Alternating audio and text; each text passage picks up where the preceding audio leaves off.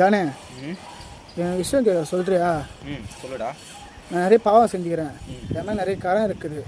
ஆனால் கரம் போகவே மாட்டேங்குது. சர்ச்சுக்கு போனேன், ப்ரே பண்ணேன். நிறைய பேர் சொல்கிறாங்க, நீ பைபிளை படி, பைபிள்னா தான் உனக்கு இயேசுவா பேசுவார் உன்கிட்ட.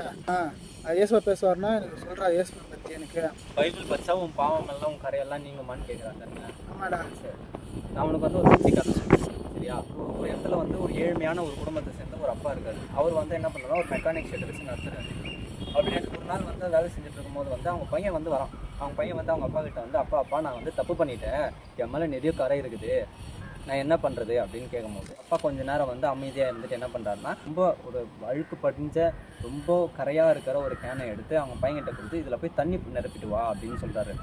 அவங்க பையன் வந்து, என்னப்பா நான் என்ன கேட்டேன், நீங்கள் என்ன பண்ணுறீங்க அப்படின்னு கேட்கும்போது அவங்க அப்பா மறுபடியும் சொல்கிறாரு, நீ போய் அந்த கேனில் வந்து தண்ணி நிரப்பிட்டு வா அப்படின்னு சொல்கிறாரு. இப்போ அந்த பையன் போகிறான். அந்த சரி அப்பா சொல்கிறாரு அப்படின்னு சொல்லிட்டு அந்த கேனை எடுத்துகிட்டு போய் அந்த டேப்பை திறந்து அந்த தண்ணி வந்து அந்த கேனில் நிரப்பிட்டே இருக்கிறான். அது நிரப்ப தண்ணி வந்து அந்த கேனுக்குள்ளே போயிட்டே இருக்கு. அதில் இருக்கிற அந்த கரை அந்த தண்ணியோடு சேர்ந்து வெளியே வருது. அந்த கேனை ரொம்ப போது அந்த தண்ணியோடு சேர்ந்து வெளியே வருது.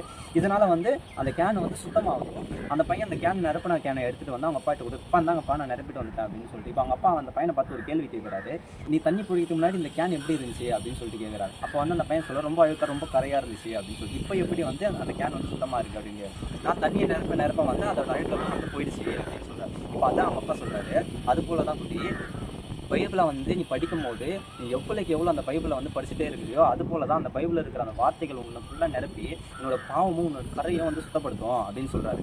ஆமாம் தான் ஃப்ரெண்ட்ஸ், எல்லாருக்கும் பைபிளை படித்தோம் அப்படின்னா வந்து நம்மளுடைய பாவங்கள் நம்மளுடைய கரைகள் ஆகும்னா நீங்கி போகும். அதுக்கப்புறம் அவங்க அப்பா என்ன சொல்கிறாருன்னா, அந்த கேனுக்கு வேல்யூ கிடையாது, அந்த தண்ணி பிடிச்சனால தான் அந்த கேனுக்கு வந்து ஒரு மதிப்பு இருக்குது அப்படின்னு சொல்கிறாரு. அவங்க பையன் வந்து இதுக்கப்புறம் வந்து, அப்பா நான் புரிஞ்சுக்கிட்டேன், இதுக்கப்புறம் நான் பைபிள் படிக்காமல் இருக்க மாட்டேன், நான் பைபிளை படிக்க இயேசு வந்து என்கிட்ட பேசுவார். அதான் ஃப்ரெண்ட்ஸ், அந்த சின்ன பையனுக்கு புரிஞ்சது போல உங்களுக்கு புரிஞ்சிருக்கும்னு நான் நம்புகிறேன். எல்லாருக்கும் நன்றி.